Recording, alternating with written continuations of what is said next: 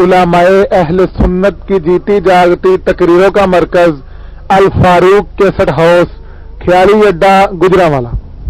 اللہ تبارک و تعالی جل جلالہ وعم نوالہ واتم برہانہ وعظم شانہ کی حمد و ثنا، اور حضور سرور کائنات، مفخر موجودات، زینت بزم کائنات، دستگیر جہاں، غم گسار زمان، سید سربراں، حامی بے قسم، قائد المرسلین، خاتم النبیین، احمد مجتبی جناب محمد مصطفیٰ صلی اللہ علیہ وآلہ واصحابہ وبارک وسلم کے دربار گوہر بار میں ہدیہ درود السلام عرض کرنے کے بعد، نہایت ہی محتشم سامعین حضرات،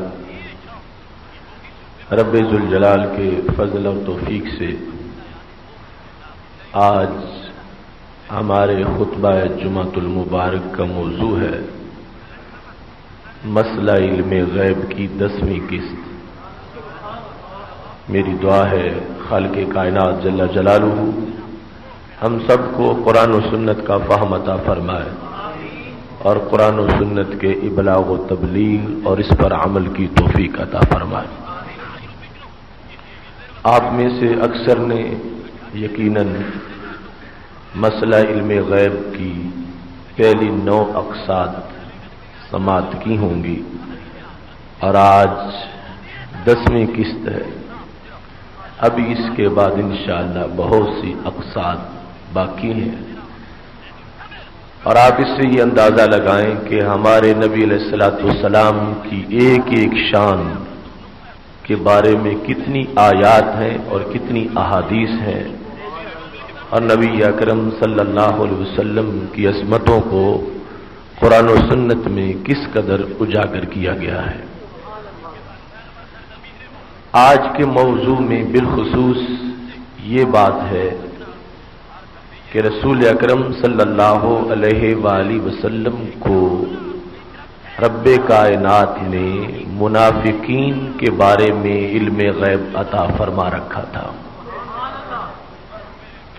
منکرین علم غیب یہ بھی پراپوگنڈا کرتے ہیں کہ نبی اکرم صلی اللہ علیہ وسلم کے ساتھ جو لوگ تھے اور منافقین تھے، ان کا بھی نبی علیہ الصلوۃ والسلام کو علم نہیں تھا، تو بعد والوں کا علم کیسے ہوگا، یا دیگر لوگوں کی مختلف حیثیات کا علم کیسے ہوگا۔ تو یہ موضوع بالخصوص اس بارے میں ہے کہ رسول اکرم نور مجسم شفیع معظم صلی اللہ علیہ وسلم صرف ظاہر کو ہی نہیں باطن کو بھی جانتے تھے، اور آپ صلی اللہ علیہ وسلم مطلع تھے کہ کون کون سے وہ سینے ہیں جن میں کدورت ہے، جن میں کفر کا اندھیرا ہے، اور جن کو ہدایت میسر نہیں۔ خالق کائنات جل جلالہ نے آپ صلی اللہ علیہ وسلم کو ایسے لوگوں کا جو اس وقت موجود تھے اور قیامت تک جو اس طرح بننے والے تھے، سب کا علم اللہ تبارک و تعالی نے عطا فرمایا تھا۔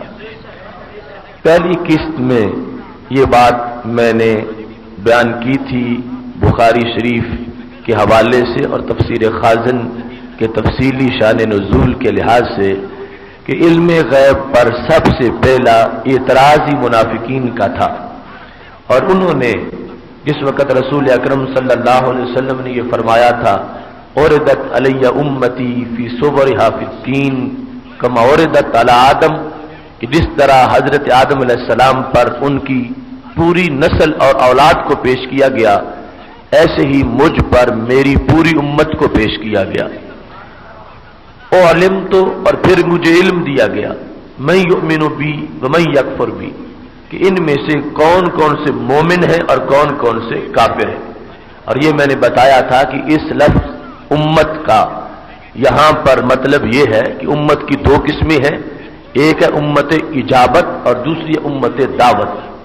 امت دعوت سے مراد ساری انسانیت ہے، خواہ وہ یہودی ہوں، عیسائی ہوں، بت پرست ہوں، وہ سب کے سب رسول اکرم صلی اللہ علیہ وسلم کی امت دعوت کے افراد ہیں۔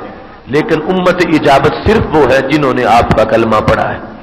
تو یہاں جو آپ صلی اللہ علیہ وسلم نے لفظ بولا کہ مجھ پر میری امت کو پیش کیا گیا اور پھر ان میں سے مجھے بتایا گیا کہ یہ مومن ہوں گے اور یہ کافر ہوں گے، تو اس امت سے مراد امت دعوت ہے۔ یعنی دوسرے لفظوں میں فرما رہے تھے کہ مجھ پر پوری انسانیت کو، جو قیامت تک لوگ پیدا ہونے والے تھے، سب کو اللہ نے پیش کیا، اور صرف ان کا ظاہر ہی نہیں، اللہ نے مجھے ان کا باطن بھی دکھا دیا کہ ان میں سے کون کون سے مومنین بنیں گے اور کون کون سے وہ ہیں کہ جن کا دل اندھیروں میں ڈوبا رہے گا۔ تو یہ پہلے نمبر پر جو عطا علم تھا، عطا علم کا یہ سلسلہ تھا، اس میں رسول اکرم صلی اللہ علیہ وسلم کو صرف اس دور کے ہی منافقین یا کفار کا علم نہیں دیا گیا، قیامت تک جتنے لوگ کافر رہنے والے تھے اور جتنے لوگوں کے دل میں نفاق ہونا تھا، رسول اکرم صلی اللہ علیہ وسلم کو بیک وقت اللہ نے ان سب کا علم عطا فرما دیا تھا۔ مومنین کا علم تو علیحدہ شان ہے، کافروں کا، منافقین کے باطن کا علم، کیونکہ ایمان کا محل دل ہے اور ایسے کفر کا مقر بھی دل ہے، تو دل کا علم کہ کون کون مومن ہوگا اور کون کون کافر ہوگا، رسول اکرم صلی اللہ علیہ وسلم کو یہ علم دے دیا گیا۔ اس پر سب سے پہلے منافقین کا یہ اعتراض تھا، کافر تو پکے اندھیرے میں تھے، ان کا مسلمانوں کے ساتھ ان کی کوئی ریلیشن شپ نہیں تھی کہ وہ ادھر بھی شامل ہوں اور باتیں کریں، وہ دھتکارے ہوئے تھے شروع میں، لیکن یہ جو صفوں میں آ کے بیٹھ بھی جاتے تھے اور نماز بھی مسجد نبی میں پیچھے پڑھ لیتے تھے، ان لوگوں نے علیحدہ بیٹھ کے کہا کہ اگر ان کو قیامت تک کے لوگوں کا پتہ ہوتا تو کم از کم ہمارا تو پتہ ہوتا، ہم ساتھ نماز پڑھتے ہیں اور آج تک ہمیں تو مسجد سے انہوں نے نکالا نہیں، اور دعویٰ یہ کرتے ہیں کہ میں قیامت تک کے لوگوں کو جانتا ہوں۔ کہنے لگے زعم محمد صلی اللہ علیہ وسلم، یہ محض خام خیالی ہے ان کی اور ان کا گمان ہے، اس کا حقیقت سے کوئی تعلق نہیں ہے۔ جب انہوں نے، منافقین نے سب سے پہلے اپنے بارے میں نبی علیہ الصلوۃ والسلام کے علم غیب کا انکار کیا، تو اس پر رسول اکرم صلی اللہ علیہ وسلم نے خطبہ دے کر تقریر کی، جو بخاری شریف میں موجود ہے۔ فرمایا لا تسألونی عن شیء فیما بینکم وبین الساعۃ الا نبأتکم بہ، تم صرف اے منافقین اپنی بات کرتے ہو، میں کہتا ہوں اپنے علاوہ کائنات کی ہر چیز کی بات مجھ سے قیامت تک کی پوچھ لو، ہر خبر کا جواب دینے کے لیے تیار بیٹھا ہوں۔ بالخصوص شان ورود اس آیت کا کہ ما کان اللہ لیذر المؤمنین علی ما انتم علیہ حتی یمیز الخبیث من الطیب، کہ اللہ کی شان نہیں کہ اب مومنوں کو پہلی حالت پر رہنے دے، اللہ مومنوں کے اندر سے جو پاک اور پلید ہیں ان کو جدا کرے گا، پاک ہی تمہاری مسجد میں رہیں گے، پلید اب تمہاری مسجد میں نہیں رہیں گے۔ مومنین کا لفظ جن کے اوپر بولا جاتا ہے ان کے اندر دو پارٹیاں ہیں، کچھ مومن کہلا کے منافق ہیں اور کچھ مومن کہلا کے سچے مومن ہیں۔ اللہ تعالیٰ نے فرما دیا اب ہم ان کو اکٹھا نہیں رہنے دیں گے، حتی یمیز الخبیث من الطیب، ہم پاک اور پلید جدا جدا کریں گے۔ تو یہ سب سے پہلا واقعہ تھا کہ جس میں رسول اکرم صلی اللہ علیہ وسلم کے علم غیب شریف کا مدینہ شریف میں منافقوں نے انکار کیا اور بالخصوص اپنے بارے میں کہنے لگے کہ ہمارا تو ان کو کوئی علم نہیں، اور دعوے یہ کرتے ہیں کہ میں قیامت تک کے لوگوں کو جانتا ہوں۔ لہذا رسول اکرم صلی اللہ علیہ وسلم کے علم کا جب انہوں نے انکار کیا تو اللہ تعالیٰ نے فرما دیا وما کان اللہ لیطلعکم علی الغیب ولکن اللہ یجتبی من رسلہ من یشاء، اللہ کی یہ شان نہیں کہ تمہیں غیب دے، لیکن اپنے رسولوں میں سے جسے چاہتا ہے اسے غیب عطا فرما دیتا ہے۔ منافقین کا یہ طریقہ پہلے دبا ہوا تھا، پھر ان کو مسجد سے نکال دیا گیا۔ اس کے بعد بھی عام لوگوں کے لیے منافقین کی شناخت بڑی مشکل تھی، لیکن رسول اکرم نور مجسم شفیع معظم صلی اللہ علیہ وسلم کو رب کائنات نے جو علم دیا ہے، اس آیت کے نزول میں بھی حکمت یہی تھی۔ جب یہ لفظ بولا جا رہا تھا ما کان اللہ لیذر المؤمنین، اللہ کی یہ شان نہیں کہ اب انہیں یوں ہی رہنے دے کہ تمہارے منکرین بھی تمہارے پیچھے ہی رہے، میرے پیغمبر تم نے آج تک ان کے ساتھ گزارا کیا اور ان کو رحمت کی چھتری کے نیچے رکھا، تم جانتے ہوئے بھی ان کو ساتھ رکھ رہے تھے، مگر انہیں غلط فہمی ہوگی کہ شاید تمہیں ان کی خبر نہیں، تم نے تو ان کو ساتھ رکھا، مگر اب میرا حکم ہے آپ کو بھی کہ ان کو نکال دو مسجد سے۔ میں اب یہ برداشت نہیں کروں گا کہ آپ ان کو ساتھ رکھیں۔ تو اس سے بھی یہ حکمت ظاہر ہو رہی تھی جو رسول اکرم صلی اللہ علیہ وسلم نے دیگر مقامات پر لفظوں میں بیان کی۔ فرمایا میں کسی کو نہیں نکالتا، لوگ کیا کہیں گے کہ یہ جو ان کا کلمہ پڑھتا ہے اس کو بھی مسجد سے نکال دیتے ہیں۔ اور بار بار حضرت عمر رضی اللہ تعالیٰ عنہ جب ایسے مواقع پر اجازت مانگتے تھے کہ مجھے اجازت دو میں اس شخص کا سر اتاروں جس نے تم پر اعتراض کیا ہے، تو میرے نبی علیہ السلام یہی فرماتے تھے، عمر لوگ یہ کہیں گے کہ جو ان کا کلمہ پڑھتا ہے اس کا بھی سر اتار دیتے ہیں۔ اب اللہ کی طرف سے حکم ان لفظوں میں آیا کہ میرے پیغمبر تم نے تو ان کو چھپائے رکھا اور تمہاری رحمت کو یہ گوارا نہیں تھا کہ ان کو مسجد سے دھکے دے کر نکالا جائے، لیکن اب یہ میری حکمت کا تقاضا ہے، تمہاری رحمت پر اب اعتراض نہیں ہوگا، اب یہ میرا حکم آ گیا ہے تمہاری طرف سے کہ ان کو جنہوں نے تمہارے علم کا انکار کیا ہے ان کو مسجد سے نکال کر یہ امتیاز کر دو کہ مسجد طیب لوگوں کے لیے بنائی گئی ہے، خبیث لوگوں کے لیے نہیں بنائی گئی۔ یہ جو انکار کر رہے تھے ان کو نکال کے واضح کرو کہ انہوں نے تمہاری اس شان کا انکار کیا ہے جو رب ذوالجلال نے تمہیں عطا فرما رکھی ہے۔ اس کے ساتھ بالخصوص قرآن مجید برہان رشید کی سورہ محمد کی آیات اس بارے میں نص ہے کہ اللہ تعالیٰ نے ہمارے نبی علیہ السلام کو علم منافقین دیا۔ آیت کریمہ ہے ام حسب الذین فی قلوبہم مرض ان لن یخرج اللہ اضغانہم۔ اللہ فرماتا ہے کیا سمجھ لیا ان لوگوں نے جن کے دلوں میں بیماری ہے، کیا ان لن یخرج اللہ اضغانہم کہ اللہ ان کے دلوں کا گھمنڈ ظاہر نہیں کرے گا؟ ان لوگوں نے یہ سمجھ لیا کہ ان کے دلوں کی بیماری چھپی رہے گی، جن کے دلوں میں مرض ہے، یہ جملہ منافقین کا پکا جملہ ہے، جن کے دلوں میں مرض ہے ان کے بارے میں یہ پکا نص کا حکم ہے۔ جن کے دلوں میں مرض ہے کیا وہ یہ سمجھتے ہیں کہ ان کا مرض چھپا رہے گا اور ان کے مرض کی کسی کو اطلاع نہیں ہوگی؟ رب فرماتا لو نشاء لاریناکہم، میرے نبی ہم چاہیں تو تم سے چھپ کیا سکتا ہے؟ لو نشاء اگر ہم چاہیں لاریناکہم ہم دکھائیں گے تجھے وہ لوگ، لاریناکہم اس میں جو علم کی عطا ہے اس کا انداز بھی بیان کیا گیا۔ فرمایا منافقین پردوں میں چھپے، عام انسان ان پردوں کو نہیں سمجھ سکتا، لیکن ہم چاہیں تو ہم 1000 پردے کے اندر چھپا ہوا منافق بھی اے نبی تمہاری آنکھ کے سامنے ننگا کر سکتے ہیں۔ لو نشاء اگر ہم چاہیں لاریناکا ہم ضرور تجھے دکھائیں گے، ہم دکھائیں گے تجھ کو، ہم یہ منافقین ان کا پتہ ان کی علامتیں فلا عرفتہم بسیماہم، فرمایا ہمارے نبی آپ ان کا چہرہ دیکھتے ہی ان کے دل تک پہنچ جائیں گے۔ قرآن مجید کی آیت ہے لو نشاء لاریناکہم فلا عرفتہم بسیماہم، اگر ہم چاہیں تو ہم تجھے دکھا دیں گے، کیا فلا عرفتہم بسیماہم آپ ان کے ماتھے دیکھ کر ان کے دل کی عبارت پڑھیں گے، ان کے چہرے کی علامت سے ہی آپ ان کے دل کو سمجھ جائیں گے۔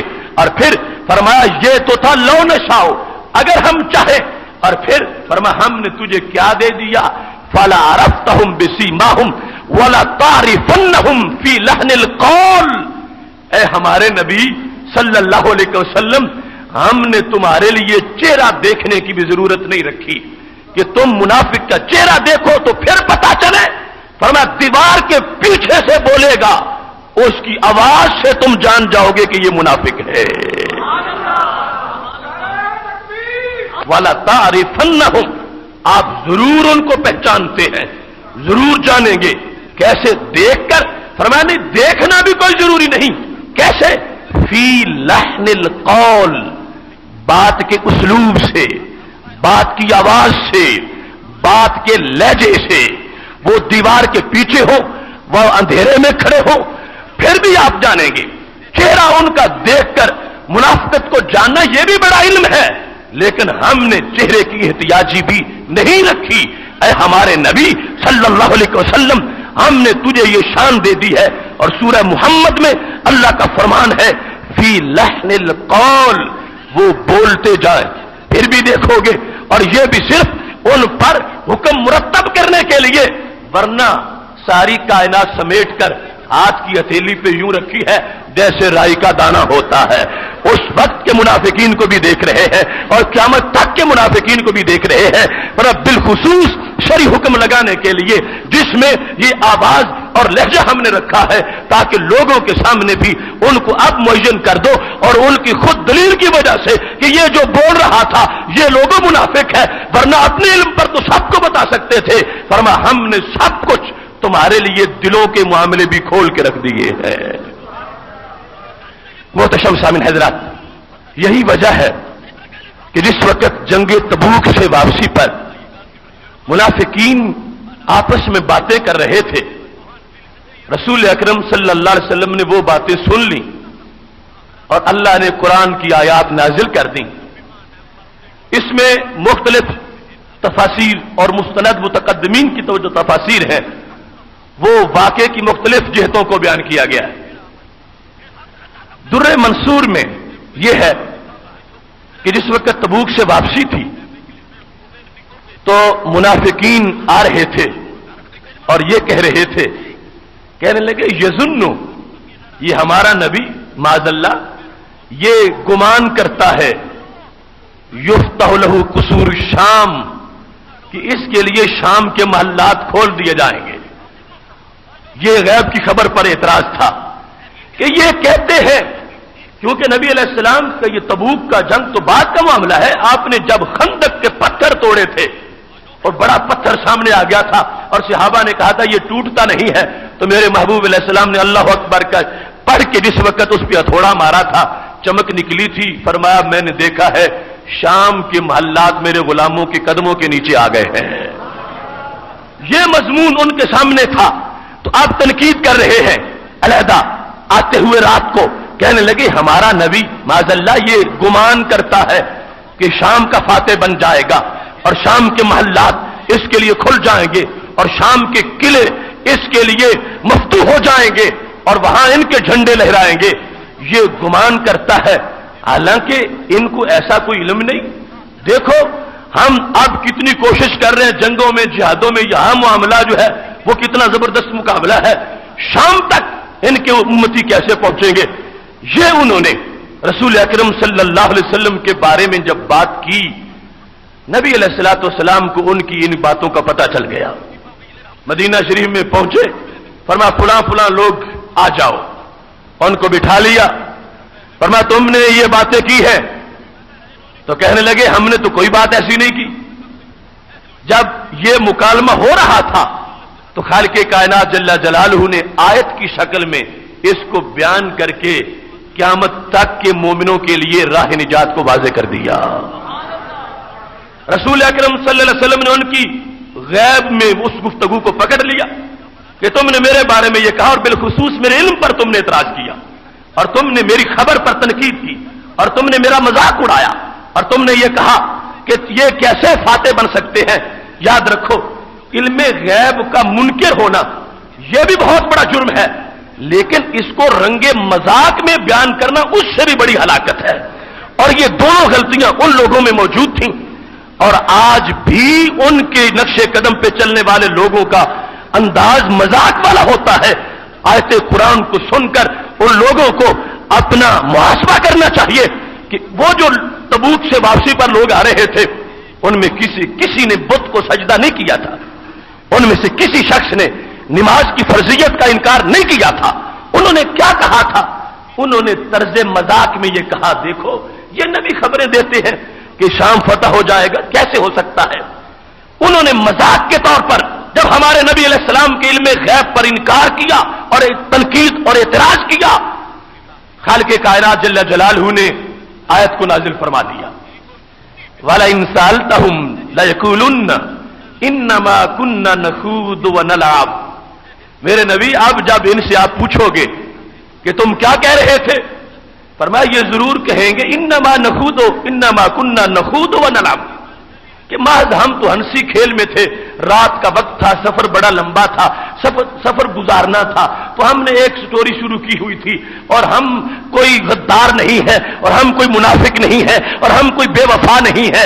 اللہ فرماتا ہے میں نے بھی سنا، میرے نبی تم نے بھی سنا، اب آپ ان سے پوچھتے ہو، وَلَئِن سَأَلْتَهُمْ، جب آپ ان سے سوال کرتے ہیں، 10واں پارہ ہے قرآن کا، لَيَقُولُنَّ، ضرور یہ کہیں گے، انما کننا نخوض ونلعب، بس ہم تو ہنسی مذاق میں تھے، ہم نے کوئی کفر نہیں کیا، ہم نے کوئی بت کو سجدہ نہیں کیا۔ اللہ فرماتا ہے میرے نبی ان سے کہہ دو ہنسی مذاق کے مقام اور بھی بڑے ہیں، تم نے پیغمبر کی ذات کو ہنسی مذاق کے لیے رکھا، قل اب اللہ وآیاتہ ورسولہ کنتم تستہزئون، ان سے پوچھو کیا تم نے مذاق کے لیے اللہ کو ہی سمجھا ہوا ہے، اور مذاق کے لیے اللہ کی آیات کو سمجھا ہوا ہے، اور مذاق کے لیے تم نے اللہ تعالیٰ کے رسول علیہ السلام کو رکھا ہوا ہے، کیا تم ان ذاتوں سے استہزاء کرتے ہو؟ اب معاملہ کیا تھا ہمارے نبی علیہ السلام کے علم غیب کا؟ اللہ نے فرمایا ان کے علم پر اعتراض کرتے ہو تو میرا مذاق اڑا رہے ہو، دینے والا میں ہوں، میری دی ہوئی سند پر تم اعتراض کر رہے ہو، اور اس علم کو تم مسترد کر رہے ہو۔ منافقین تم نے چھوٹا جرم نہیں کیا، اب اللہ وآیاتہ ورسولہ، تم نے اللہ کا مذاق اڑایا، تم نے اللہ تعالیٰ کے رسول صلی اللہ علیہ وسلم کا مذاق اڑایا، اور تم نے آیات قرآن کا، آیات کا مذاق اڑایا۔ تم اس کو معمولی نہ کہو، سمجھو خالق کائنات نے فیصلہ کر دیا، لا تعتذروا قد کفرتم بعد ایمانکم، اب بہانے نہ بناؤ، تم ایمان لانے کے بعد کافر ہو چکے ہو۔ اللہ کا قرآن ہے، لا تعتذروا، عذر نہ کرو، بہانے کیوں بناتے ہو؟ ہم نے سنا ہے جو تم کہہ رہے تھے، تم جو کچھ بول رہے تھے جس انداز میں، اللہ تعالیٰ فرماتا یحذر المنافقون ان تنزل علیہم سورۃ تنبئہم بما فی قلوبہم قل استہزئوا ان اللہ مخرج ما تحذرون۔ فرمایا اب منافق سہم گئے ہیں کہ ان کے دلوں میں جو کچھ ہے اللہ آیتوں میں بیان کر دے گا، اب منافق سہم گئے ہیں، آیت ہے، فرمایا تم اب ڈرتے ہو، قل اللہ، میرے نبی اعلان کر دو، اللہ مخرج ما تحذرون، جو تمہیں ڈر ہے جن باتوں کا کہ اب زہر ہوگی، اللہ وہ باتیں ننگی کر کے چھوڑے گا، اللہ وہ واضح کرے گا، اللہ سب کچھ سامنے کرے گا۔ اب یہ ماحول بنا ہوا تھا تبوک سے واپسی پر، جب میرے محبوب علیہ السلام کے علم غیب کا منافقین نے انکار کیا ہے، استہزاء کیا ہے، اللہ تبارک و تعالیٰ کی طرف سے حکم یہ آ گیا، لا تعتذروا قد کفرتم بعد ایمانکم، اب عذر اور بہانے نہ کرو، کوئی بہانہ نہ بناؤ، تم نے کفر کیا ایمان کے بعد، جو ایمان کا تمہارا ظاہری شعبہ تھا، تم زبان سے جو بول رہے تھے وہ بھی اب نہیں مانا جائے گا، تم نے کفر کیا۔ اب یہ لفظ کفر جو قرآن میں آیا ہے کس بات پر؟ ان لوگوں کا جرم کیا تھا؟ ان لوگوں کا کیا جرم تھا کہ قرآن کہتا کفر تم بعد ایمانکم، ایمان کے بعد تم کافر ہو گئے؟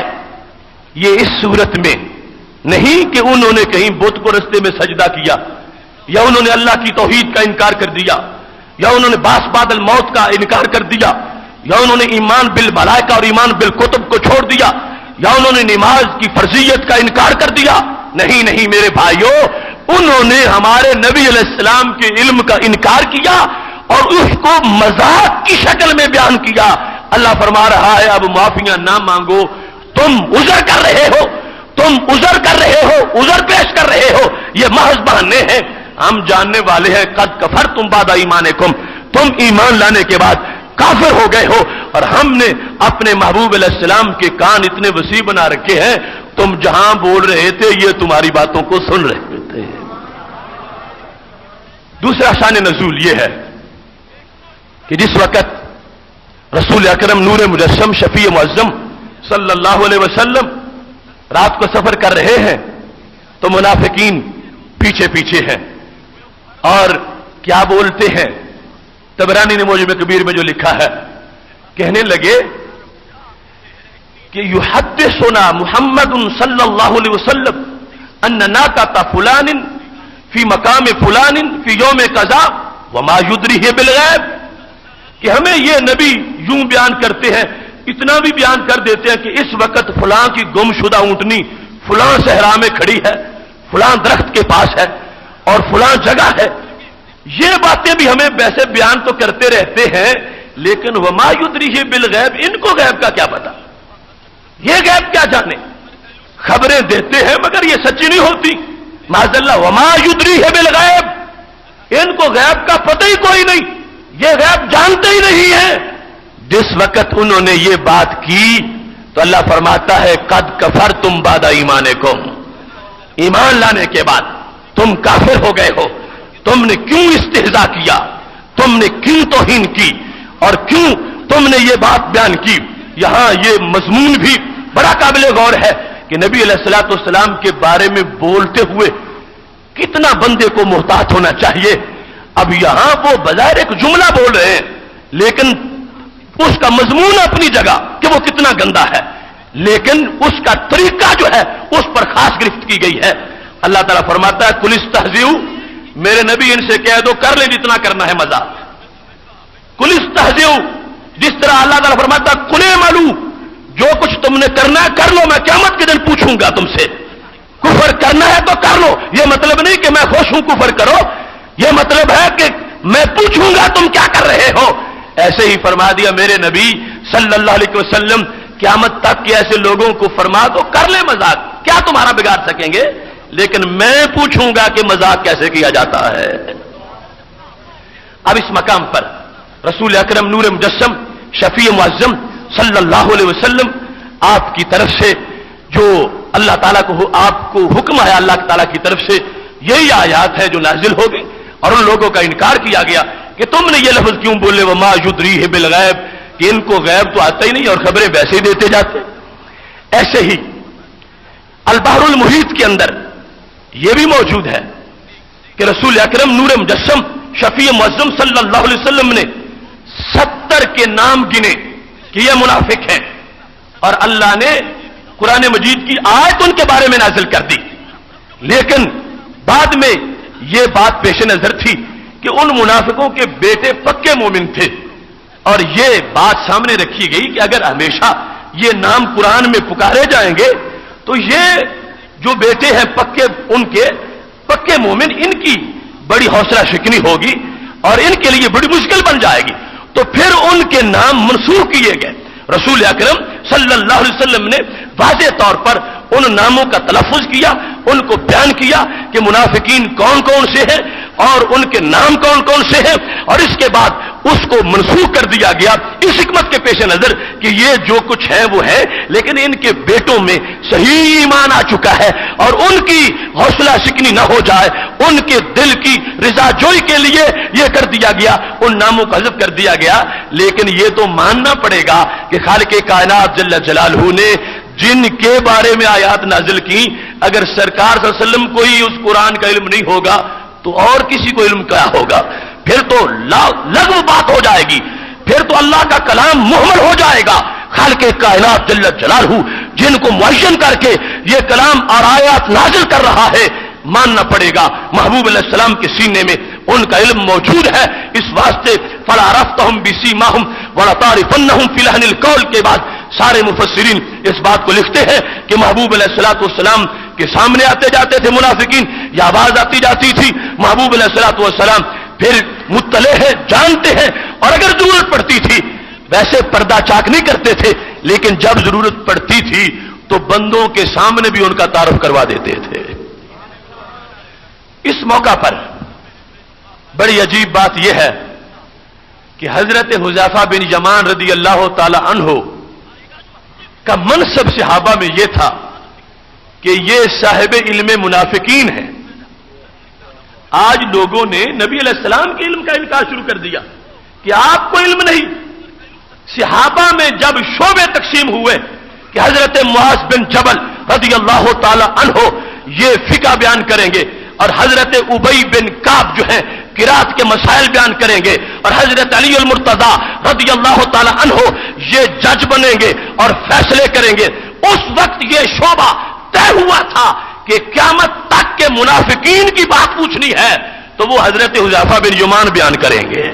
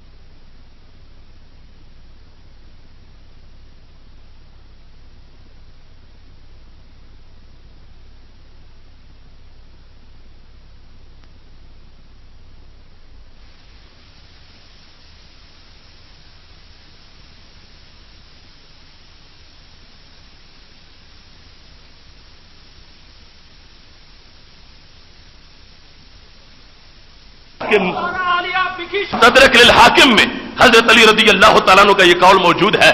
جب ان سے پوچھا گیا کہ حذیفہ بن یمان کون ہے، فرمانے لگے عالم المنافقین. حذیفہ بن یمان کی پکی نشانی یہ ہے، سارے ان کے کردار میں سب سے بڑی پہچان ان کی یہ ہے کہ ان کو رسول اللہ صلی اللہ علیہ وسلم نے منافقین کے علم کا اسپیشلسٹ بنایا تھا. جتنی بھی منافقین کی علامتیں تھیں اور جتنا تعارف تھا، نام تک رسول اکرم صلی اللہ علیہ وسلم نے ان کو بتا دیے تھے. یہاں تک کہ ذہبی نے سیر اعلام النبلاء کے اندر حضرت حذیفہ بن یمان کے حالات میں لکھا ہے کتنا ان کو اس مضمون کا اسپیشلسٹ سمجھا گیا کہ ایک دن سیدنا عمر رضی اللہ تعالی عنہ ہاتھ باندھ کے کھڑے ہو گئے، حذیفہ مجھے میرے بارے میں بتا دو، کیا میرا نام تو ان میں نہیں کہ جن کو منافقین کہا گیا ہو؟ ان کے اس علم کو کتنا تسلیم کیا گیا اور اس میں ان کو کتنا فائق سمجھا گیا. وہ حضرت عمر جو تجویز پیش کرے تو آیت کا نزول ہو جائے، جن کو امت کا سب سے بڑا صاحب الہام سمجھا جائے، جن کی شان یہ ہو اگر بعد میں نبی آتے تو عمر فاروق نبی ہوتے، وہ عمر ان کے اس وصف کو مانتے ہوئے پوچھ رہے ہیں حذیفہ بن یمان تجھے جو رسول اکرم صلی اللہ علیہ وسلم نے منافقین کے بارے میں بتایا ہے مجھے بتا دو، کہیں میرا نام تو ان میں شامل نہیں؟ اتنے پاک کردار والے اور عمدہ ایمان والے عمر فاروق رضی اللہ تعالیٰ عنہ جب حضرت حذیفہ سے پوچھ رہے تھے تو معاذ اللہ آج کے توحید پرستوں والا خیال نہ آیا کہ یہ بات تو ہمارے نبی علیہ السلام کو بھی نہیں آتی، حذیفہ کو کہاں سے آئے گی؟ ماننا پڑے گا کہ حضرت عمر رضی اللہ تعالیٰ عنہ جب یہ پوچھ رہے تھے تو اعلان کر رہے تھے لوگوں جس کو تم بنائے پھرتے ہو کہ یہ کسی کو پتا نہیں، یہ تو ہمارے نبی علیہ السلام کے غلاموں کو بھی آتا ہے. منافقین کا علم غلاموں کو بھی میسر ہے، غلاموں کو بھی آتا ہے اور غلاموں کو بھی اس میں مہارت حاصل ہے. جس وقت حضرت عمر رضی اللہ تعالیٰ عنہ نے پوچھا تو حضرت حذیفہ نے باقاعدہ جواب دیا، فرمایا تم میں سے شامل نہیں ہو، لیکن عمر آج تم نے تو پوچھا ہے لا ازکی بعد کا احدا، آج کے بعد میں کسی کے سامنے بیان نہیں کروں گا اور میں کسی کے سامنے اپنے آپ کو یوں پیش نہیں کروں گا کہ وہ مجھ سے پوچھے اور میں اس کو گارنٹی دوں. یہ معاملہ بڑا نازک ہے اور میری کچھ پابندیاں بھی ہیں اس بارے میں. تو آپ نے پوچھا چونکہ آپ کا کردار والا ہے اور آپ کے بارے میں گواہی دینا مجھ پر فرض بھی تھا، میں نے تمہارے باطن پر وہ گواہی دے دی جو دستخط میرے نبی علیہ السلام کے تھے. آتا صاحب کے بارے میں ہے مجھ کو، لیکن بتانے سے اجتناب کروں گا کہ مجھے پڑھا کر مجھے اس کے کچھ ادب بھی سکھائے گئے ہیں. یہ حضرت حذیفہ بن یمان رضی اللہ تعالیٰ عنہ منافقین کا پتہ ہے، ان کو منافقین کے نام بھی جانتے ہیں. اور پھر بڑی لذیذ بات ہے، طبرانی نے موجم کبیر میں اس کو لکھا ہے کہ ایک دن حضرت حذیفہ بن یمان رضی اللہ تعالیٰ عنہ سے پوچھا گیا حذیفہ یہ تو بتاؤ کہ جو دیگر صحابہ کو علم نہیں آتا تھا تمہیں کیسے آ گیا؟ یہاں تک کہ لفظ ہے کہ جو بات حضرت ابوبکر صدیق رضی اللہ تعالی عنہ کو بھی نہیں بتائی گئی اور حضرت عمر رضی اللہ تعالی عنہ کو بھی نہیں بتائی گئی، حذیفہ تجھے وہ کیسے بتا دی گئی؟ تمہاری علیحدہ شان کیا ہے؟ بالاتفاق پہلے نمبر پر سیدنا صدیق اکبر رضی اللہ تعالی عنہ ہے اور دوسرے نمبر پر حضرت فاروق اعظم رضی اللہ تعالی عنہم ہے. اور حضرت فاروق خود پوچھ رہے ہیں اور حضرت علی خود گواہی دے رہے ہیں، جو مدینہ العلم کے باب ہے ان سے بڑا علم کس کا ہوگا؟ وہ سارے کہتے ہیں کہ یہ علم ان کا ہے، حضرت حذیفہ بن یمان کا. پوچھا گیا جو دیگر کو نہیں دیا گیا وہ آپ کو کیسے دیا گیا؟ اور یہ بات بھی ذہن میں رکھیں، یہ ہے اختصاص، ورنہ نگاہ ولایت سے جو سیدنا صدیق اکبر رضی اللہ تعالی عنہ وفات کے وقت اپنے گھر کی خبر دے سکتے ہیں کہ میں جا رہا ہوں، میرے گھر میں میرے بعد بیٹا نہیں بیٹی پیدا ہوگی اور اس کی وراثت کا بھی میں حساب کر کے جا رہا ہوں. ان کی بھی نگاہ کوئی کم تیز نہیں، لیکن یہ خصوصیت ہے محبوب علیہ السلام جزوی طور پر جسے جتنا نوازنا چاہے نواز سکتے ہیں. فرمایا پوچھا گیا وجہ کیا ہے؟ تو طبرانی میں تفسیر سے لکھا ہے اور امام صابی نے تفسیر جلالین کی شرح میں بھی اس کو لکھا ہے کہ رسول اکرم نور مجسم شفیع معظم صلی اللہ علیہ وسلم کے یہ عظیم صحابی حضرت حذیفہ بن یمان رضی اللہ تعالیٰ عنہ نے وجہ بیان کی کہ دیگر کو نہیں آیا مجھے آیا. وجہ کیا ہے؟ فرمانے لگے جب تبوک سے ہم واپس آ رہے تھے تو قسمت میری کہ میں رسول اکرم صلی اللہ علیہ وسلم کی سواری کے پیچھے تھا اور منافقین کے گروپ سے آگے تھا. اس دوران میرے کانوں نے یہ سنا کہ منافقین کہہ رہے تھے آج بڑا سنہری موقع ہے, اس اونٹنی کو ہم دوڑائیں, اور پیغمبر اب سوئے ہوئے ہیں, اونٹنی دوڑے گی وہ نیچے گر جائیں گے, معاذ اللہ ان دکا انہوں کو ان کی گردن ٹوٹ جائے گی, اس طرح نہ من ہو ہمیں راحت مل جائے گی. یہ لفظ تھے ان کے کہ کبھی ہمیں کسی جہاد میں لے جاتے ہیں, کبھی کسی جہاد میں لے جاتے ہیں, اگر وہاں ہم قاتلانہ حملہ کریں گے تو ہمیں کون زندہ چھوڑے گا. اب بڑا وقت سنہری ہے, یہ تنہا ہے, اور اس وقت اونٹنی کو دوڑانا یہ کوئی مشکل بھی نہیں اور یہ کوئی بہت بڑی جسارت بھی نہیں. ہم اونٹنی دوڑائیں گے, وہ سو رہے ہیں, وہ اپنا توازن برقرار نہیں رکھ سکیں گے اور نیچے گر جائیں گے اور معاذ اللہ شہید ہو جائیں گے اور ہماری معاذ اللہ جان چھوٹ جائے گی. جب انہوں نے آپس میں یہ بات کی, حضرت حذیفہ بن یمان رضی اللہ تعالیٰ عنہ کہتے ہیں میں نے سن لی. اب میں بارگاہ نبوت کی ادب بھی جانتا تھا, یہ تو نہیں کہہ سکتا تھا کہ یا رسول اللہ صلی اللہ علیہ وسلم منافق یہ کہہ رہے ہیں فوراً بیدار ہو جاؤ اور یوں کرو وہ کرو, یہ بھی نہیں کہہ سکتا تھا, اور میں نام لے کے آواز بھی نہیں دے سکتا تھا. کہتے ہیں میں نے زور زور سے قرآن پڑھنا شروع کر دیا. کہتے ہیں جب میں نے زور زور سے قرآن پڑھا تو میرے محبوب علیہ السلام نے فرمایا حذیفہ جو کچھ میں نے سنا ہے وہ تو نے بھی سنا ہے.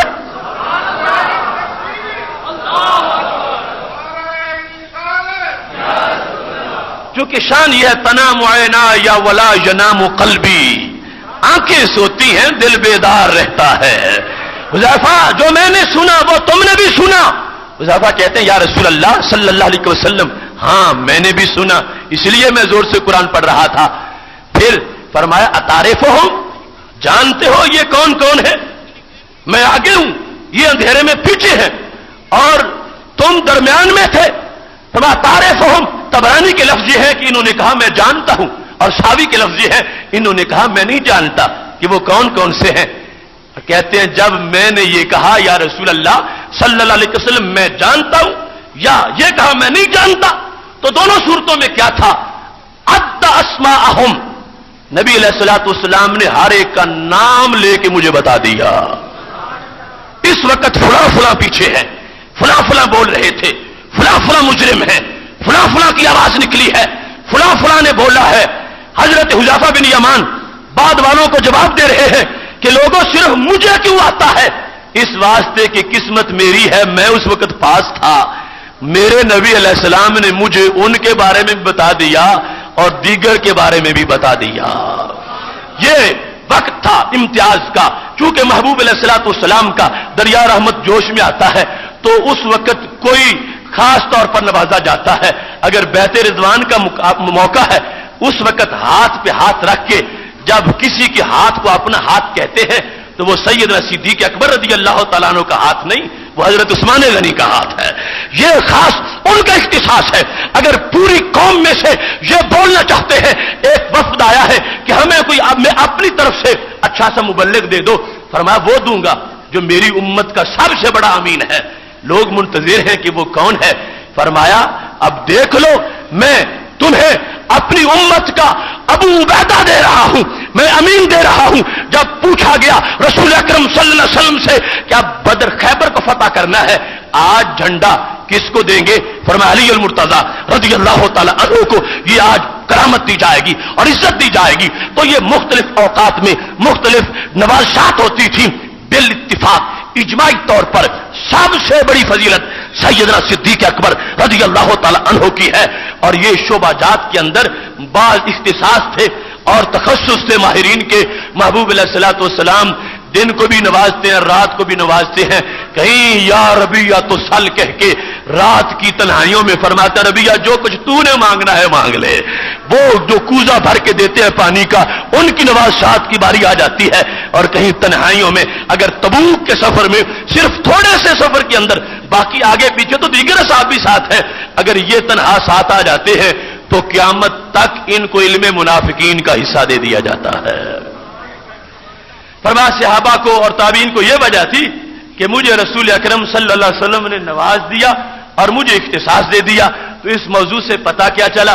آج جس علم کے بارے میں لوگوں کو یہ شک ہوا کہ ہمارے نبی علیہ السلام نہیں جانتے تھے کہ یہ غیب کا معاملہ ہے، صحابہ تو کہتے ہیں کہ محبوب علیہ السلام کے دسترخوان کے ریزہ خار بھی اس کو جانتے ہیں اور جانتے ہیں اور وقت پر بیان بھی کر دیتے ہیں اور ضرورت کے پیش نظر شناخت بھی کروا دیتے ہیں.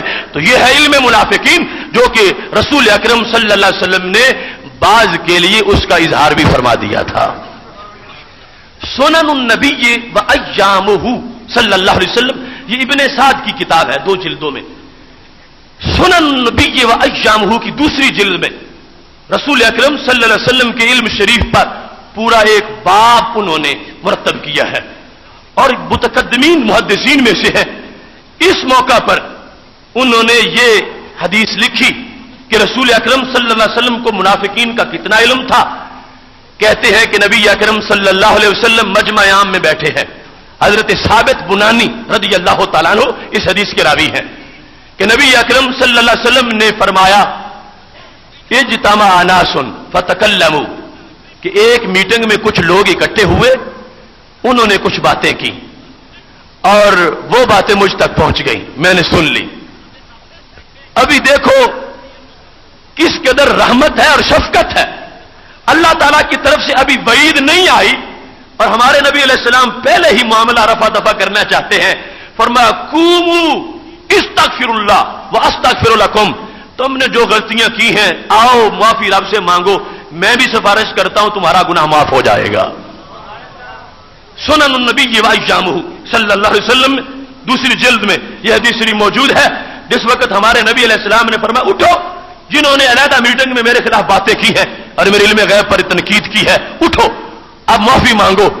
اللہ تعالیٰ سے میں بھی درخواست کرتا ہوں، میں تمہارے لیے معافی مانگتا ہوں اللہ سے، اللہ تمہیں معاف کر دے گا. اب مجمع لگا ہوا ہے، کسی کو یہ جرت نہیں ہو رہی کہ اٹھے اور معافی مانگے.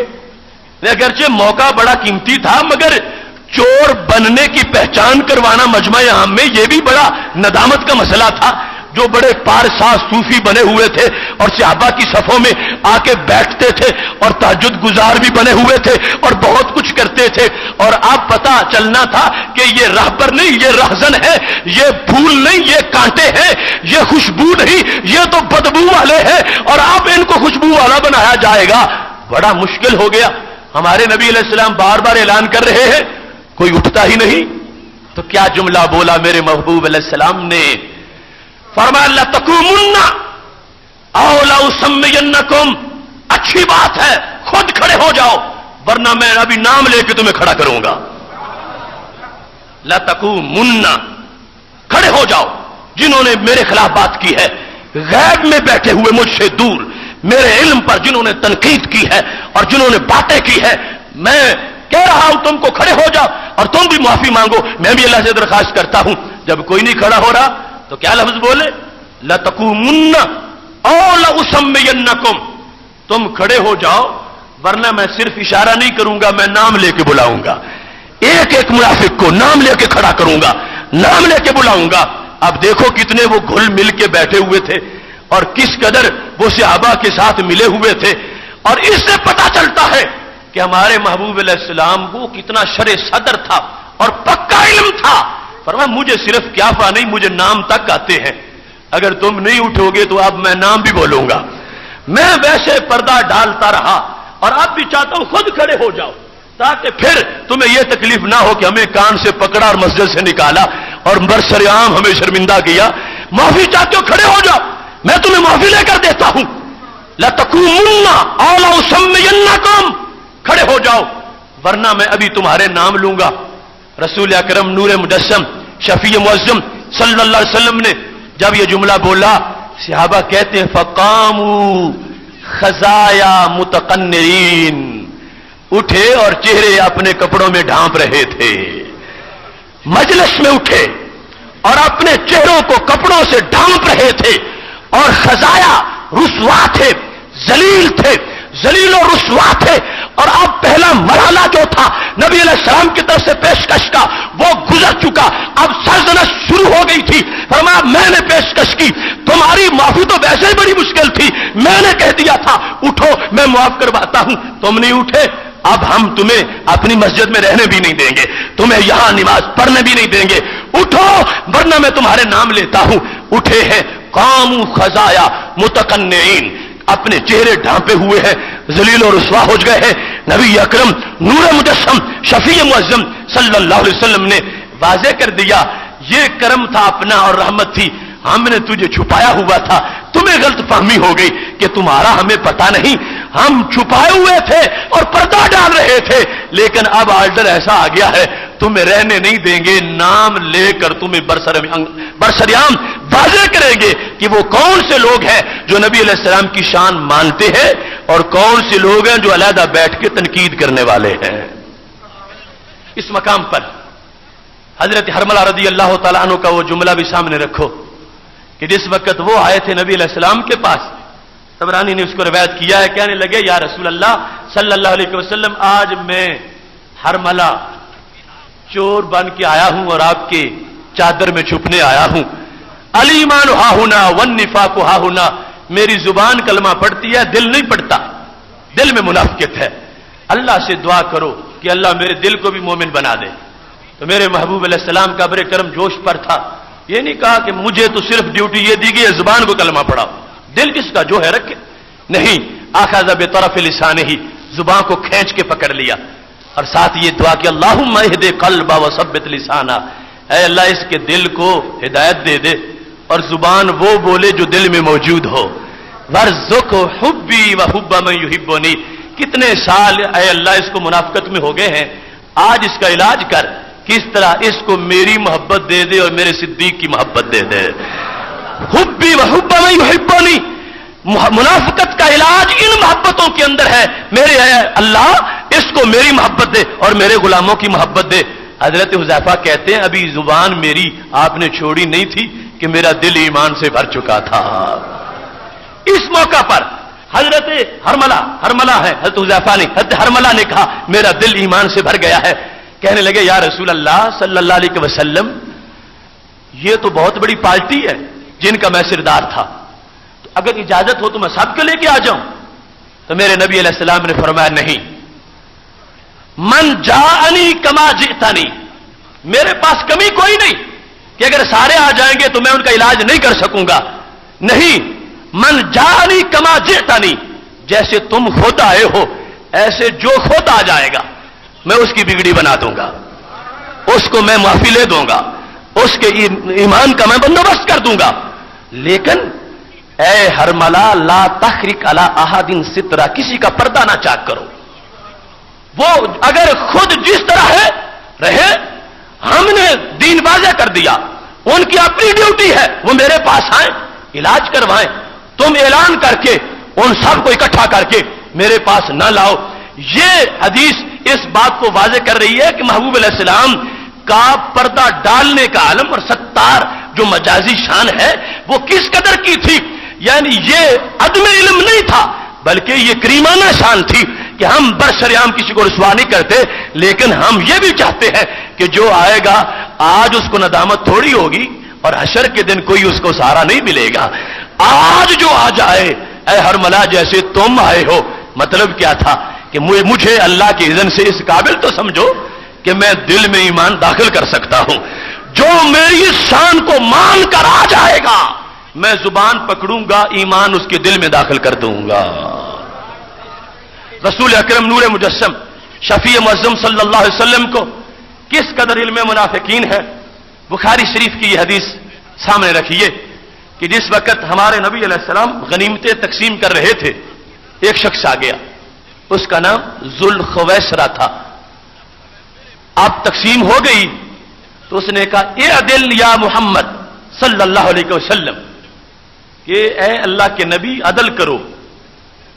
مشورے دینے آیا ہے اس ذات کو کہ جنہوں نے دودھ پیتے وقت بھی عدل کیا تھا, اور حضرت حلیمہ رضی اللہ تعالی عنہا کا ایک طرف سے دودھ پیتے تھے اور دوسرا اپنے بھائی رضائی کے لیے رکھتے تھے. یہ صوفی اور یہ متقی اور یہ جعلی توحید پرست ہمارے نبی علیہ السلام کو مشورہ دینے آ گیا. یہودی نہیں تھا, عیسائی بھی نہیں تھا اور بت پرست بھی نہیں تھا, کلمہ گو تھا, اور کلمہ گو کے اندر وہ پارٹی جس کو حتی یمیز الخبیث من الطیب سے جدا کیا گیا تھا، کہنے لگا بڑا پادشاہ بن کے کہ عدالت کرو. تو ہمارے نبی علیہ السلام نے فرمایا کچھ ہوش کر کے بول. من یعدل اذا لم عادل، بدبخت ویلکا، تو تباہ ہو جائے. بتا اگر میں عدل نہیں کر سکا تو پھر دنیا میں کون کرے گا؟ یہ دل کا مطلب تو یہ ہے کہ میں نے پہلے نہیں کیا، اب تیرے حکم سے کروں اور تیری تبلیغ سے کروں اور تیری نصیحت سے کروں. فرمایا میں نے عدل کیا ہے، اور ساتھ یہ جھڑکی دی ویلکا، تو ہلاک ہو جائے. مجھے مشورے دیتا میں یعدل اذا لم عادل، اگر میں نے عدل نہیں کیا تو بتا کون عدل کرنے والا ہے پھر. اس موقع پر حضرت عمر رضی اللہ تعالی عنہ تلوار لے کے کھڑے ہو گئے، کہنے لگے یا رسول اللہ صلی اللہ علیہ وسلم میں تو اس کو زندہ نہیں جانے دوں گا. کون ہوتا ہے جو تمہارے عدل کو چیلنج کر دے اور تمہارے سامنے یہ باتیں کرے؟ میں اس کا سر اتاروں گا. تو اس پر میرے نبی علیہ السلام نے جملہ بولا جو ہمارے آج کے موضوع کا حصہ ہے. فرمایا عمر تم سمجھتے ہو کہ یہ ایک ہی گندا انڈا ہے؟ ان لہو اصحابا، اس کی پوری پارٹی ہے ایک، یہ اکیلا نہیں ہے، اس منافق کا پورا گروپ ہے. ان لہو اصحابا، اس کے بہت سے دوست اور بھی ہیں جو باطن میں میرے بارے میں یہی عقیدہ چھپائے ہوئے ہیں اور ایسے تنقیدیں کرتے ہیں. عمر اس کو چھوڑ دو. ان لہو اصحابا، اس کے اور بھی دوست ہیں میں جانتا ہوں، صرف یہ نہیں گروپ ہے پورا. اور کیا حیثیت ہے ہمارے محبوب علیہ السلام کے جاننے کی. خدا کی قسم ایمان اش اش کر اٹھتا ہے. منافقت کو جانا تو کتنے پردوں کے اندر سے جانا. اگر ایک شخص محض کلمہ پڑھتا ہوتا اور منافق ہوتا تو یوں بھی پہچانا جا سکتا تھا کہ کلمہ تو پڑھتا ہے مگر نماز نہیں پڑھتا، لہذا پتہ چلا کہ منافق ہے. کلمہ تو پڑھتا ہے مگر جہاد پر نہیں جاتا، پتہ چلا کہ منافق ہے.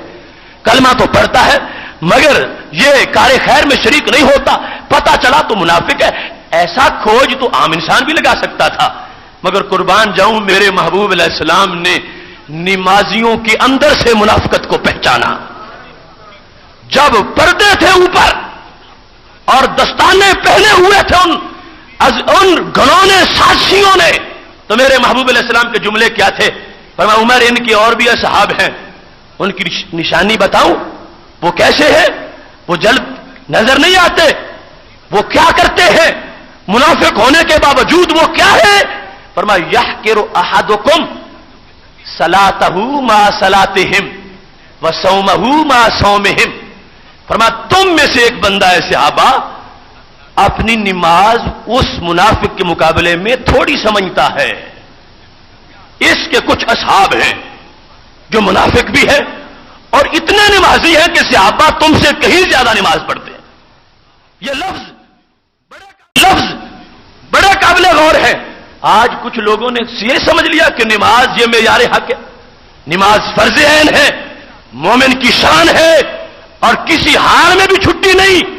مگر نماز ہی معیار حق اگر ہوتی تو میرے نبی علیہ السلام یہ نہ بیان کرتے. فرمایا عمر ان کے اصحاب بھی ہیں اور وہ اتنی نماز پڑھتے ہیں کہ اگر تمہیں پتہ چلے تو تم اپنی نماز کو حقیر سمجھو. تم کہو ہم تو تھوڑی سی پڑھتے ہیں اور وہ بہت زیادہ پڑھتے ہیں. عمر تم اپنے روزے کو ان کے روزوں کے مقابلے میں حقیر جانو. عمر تم اپنے عمل اور جہاد فی سبیل اللہ کو ان کے عمل کے مقابلے میں حقیر جانو. اس کی ایسی پارٹی موجود ہے اس وقت معاشرے کے اندر، اور یاد کر لو عمر یہ ساری چیزیں معیار حق نہیں ہیں. یخرجون من الاسلام کما یخرج الرمیۃ من السهم من الرمیہ. یہ سب کچھ ہونے کے باوجود مومن نہیں ہے، دین سے یوں ہی خالی ہے جیسے شکار سے تیر پار گزرتا ہے تو کوئی چیز بھی اس کے ساتھ نہیں ہوتی. یہ علم منافقین کا بیان بھی تھا اور قیامت تک کے لیے روشنی بھی تھی. فرمایا صحابہ ہماری نمازیں آج کیا ہوں گی؟ صحابہ کو کہا گیا تم میں سے کوئی ایک شخص جب ان کی نماز دیکھے گا تو ان کی دکھاوے کی اتنی نمازیں ہیں تم سمجھو گے کہ ہم تو کوئی نماز پڑھتے ہی نہیں، بڑی تھوڑی سی پڑھتے ہیں اور یہ اتنے بڑے لمبے پارسا اور متقی بنے ہوئے ہیں. تو یہ تقویٰ کی بناوٹی چادر کے اندر जो निफाक छुपा हुआ था, हमारे नबी अलैहि सलाम ने उस मुनाफिकत को भी नंगा कर दिया। फरमाया मेरे सहाबा जान लो, ये एक नहीं कि इसका सर उतारोगे तो बात खत्म हो जाएगी, इसके असहाब भी हैं, वो और भी हैं ऐसे गंदे अंडे, मैं जानता हूं, और ये आजमाइश है हमारी, हम अभी सर नहीं उतारेंगे। लोग कहेंगे कलमा गो का सर उतारा, और कलमा गो को जो कह दिया, कलमा गो को यह कह दिया। हम इनको जो दूसरे लोग हैं बैरूनी, उनके लिहाज से भी अपनी एक पॉलिसी रखेंगे, लेकिन मेरे सहाबा जान लो, इनके ईमान को ईमान न समझना। और यह भी इजाजत दे दी, फरमा मेरे बाद जब तुम इनको मिलोगे, इजाजत देता हूं, इनका सर भी उतार सकते हो। यखरुजु मिन दे हादर रजुल, फरमा इस बंदे की नस्ल से एक कौम निकलेगी, उनका यही काम होगा, नमाजें लंबी होंगी मगर मुझसे बुग़्ज़ होगा। फरमा उनसे जो कुछ करना हो कर लेना, उमर मैं अब तुम्हें इजाजत नहीं दूंगा। तो रसूल अकरम नूर मुजस्सम शफी मुअज़्ज़म सल्लल्लाहु अलैहि वसल्लम ने उस वक्त ये वाज़े कर दिया कि सिर्फ एक मुनाफिक को नहीं, सबको जानता हूं। और इस तरह नबी अलैहिस्सलातु वस्सलाम ने उनको पहचाना है कि वो 1000 पर्दों में छुपे हुए थे, मगर फिर भी हमारे महबूब अलैहिस्सलाम ने उनकी शनाख्त कर ली है, उनको जाना हुआ है, और ये मुतले कर दिया है कि महज आमाल को मेयार हक कभी भी ना बना लेना। ये आमाल तो अलामतें और निशानियां हैं, जब दिल सही होगा और ईमान सही होगा, मुनाफिकत दिल में मौजूद नहीं होगी। अल्लाह तबारक व तआला अमल की वजह से बंदा मोमिन को बुलंद से बुलंद मकाम अता फरमा देगा। मोहतरम सामीन हजरात, रसूल अकरम नूर मुजस्सम शफी मुअज़्ज़म सल्लल्लाहु अलैहि वसल्लम का इसी से मिलता जुलता जुमला और आज की वो सबसे वाज़ेह पॉलिसी है। इब्ने कसीर में वो हदीस शरीफ है और दर्जनों किताबों में है कि जब मेरे नबी अलैहिस्सलाम ने फरमाया था मुझे अपनी उम्मत पर कुरान का खतरा है, तो सहाबा ने पूछा कुरान का भी खतरा होता है? कुरान ने तो खतरे मिटा दिए। इस मौका पर फरमाया मुझे खतरा यह है यतअल्लमुहुल मुनाफिकून, मेरे कुरान का खतरा मुझे यह है कि इसका आलिम मुनाफिक भी बन जाएगा। यतअल्लमुहुल मुनाफिकून, इसके कारी मुनाफिक भी बनेंगे और इसके आलिम मुनाफिक भी बनेंगे। तो फिर या रसूल अल्लाह सल्लल्लाहु अलैहि वसल्लम खतरा किस चीज का? अगर वो पढ़ जाए तो अच्छा है। फरमाया नहीं, अच्छा नहीं है। युजादिलूना बिहिल मोमिनीन, खतरा मुझे यह है कि मेरे गुलामों को तंग करेंगे।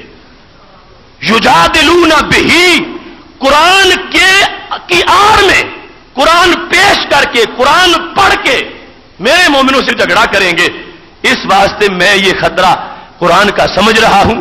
इसकी तालीम के लिए पाबंदी नहीं होगी कि मोमिन ही मदरसा बनाए, मुनाफिक भी बना लेगा, मुनाफिक भी पढ़ेगा, मुनाफिक भी पढ़ाएगा।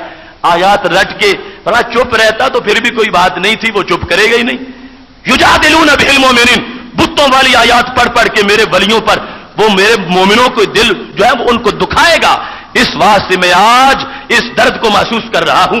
ये मुनाफिकत का तो पूरा सिलेबस जो है हमारे नबी अलैहिस्सलाम ने उसकी उसकी हरफ तक उसको बयान कर दिया है। और इस बात को इसी वजह से ही तो वो ग्रुप इसकी तरफ आ ही नहीं रहा कि अगर हम ये मान जाएंगे कि नबी अलैहिस्सलातु वस्सलाम ने गैब की खबरें दी हैं तो वो खबरें सारी तो मुनाफिकों के बारे में हैं। वो चाहते हैं सरे से खबर का इनकार कर दो ताकि मुनाफिकत की जो खबरें दी गई थी उनकी बुनियाद ही खत्म हो जाए। मगर जब तक कुरान और सुन्नत बाकी है, उन खबरों का और आयात का जो भी मैंने पढ़ी है, कैसे इनका हो सकता है और कैसे उनको बंद किया जा सकता है। मुबारक हो आले सुन्नत तुझको, अल्लाह तबारक व तआला ने वही सुफ़ा वाला सहाबा का अकीदा अता फरमाया है। शमसामी हज़रात, हम अपने लफ्जों में किसी को नामजद नहीं करते और इस वास्ते कि हम दावत फिक्र देते हैं। अगर किसी के यहां कोई ऐसी बात है तो वो इन आयात को सामने रख के तौबा कर ले और बाज आ जाए और हमें खुशी होगी। और यही हमारा इस्लाह का पैगाम है और इसको मुख्तलिफ जिहाद से दिन रात पेश कर रहे हैं।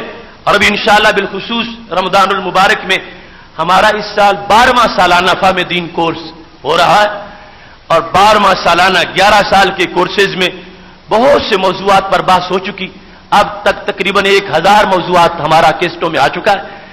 इस साल फ़हम दीन कोर्स को मजीद वसी किया जा रहा है और इंशाअल्लाह तबारक व तआला रोजाना नमाज फजर के बाद भट्टी महरज हाल के अंदर इंशाअल्लाह मौज़ूआत छप जाएंगे और दीन और शरा के जो जितने भी पहलू हैं उनमें से मुंतखब मौज़ूआत जो भी अमल के लिहाज से अहम है, سیرت کے لحاظ سے اہم ہیں، کردار کے لحاظ سے اہم ہیں، عقیدے کے لحاظ سے اہم ہیں، سوسائٹی اور معاشرے کی تطہیر کے لحاظ سے اہم ہیں، اور اس وقت بین الاقوامی حالات جو مسلمان